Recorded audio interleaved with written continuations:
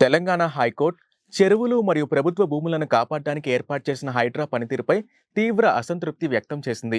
చట్టవిరుద్ధ నిర్మాణాల విషయంలో పేద ధనిక అనే తేడా లేకుండా అందరిపై చర్యలు తీసుకోవాలని హైకోర్టు స్పష్టం చేసింది. మీరాలం ట్యాంక్ పరిసరాల్లోని ఇళ్ల యజమానులకు రాజేంద్ర నగర్ తహసీల్దార్ జారీ చేసిన నోటీసులపై దాఖలైన పిటిషన్ను వివరించిన జస్టిస్ సివి భాస్కర్ రెడ్డి ధర్మాసనం దుర్గం చెరువు మరియు మియాపూర్ చెరువుల్లోని అక్రమాలను ఎందుకు తొలగించడం లేదని హైడ్రాను ప్రశ్నించింది. హైడ్రా కేవలం పేద మరియు మధ్యతరగతి ప్రజలను మాత్రమే లక్ష్యంగా చేసుకుంటుందా అని హైకోర్టు నిలదీసింది. ప్రముఖులకు ప్రత్యేక చట్టాలు ఉన్నాయా అని ప్రశ్నించింది.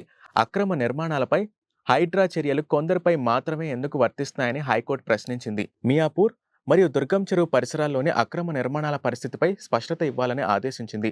అక్కడ ఎంతమంది అక్రమంగా స్థలాలు ఆక్రమించుకున్నారు, అనుమతులు లేకుండా ఎన్ని నిర్మాణాలు చేపట్టారు అనే వివరాలు వెల్లడించాలని ఆదేశించింది. ప్రజా ప్రయోజనాలను దృష్టిలో ఉంచుకొని హైడ్రా తన పనితీరును సమీక్షించుకోవాలని హైకోర్టు సూచించింది.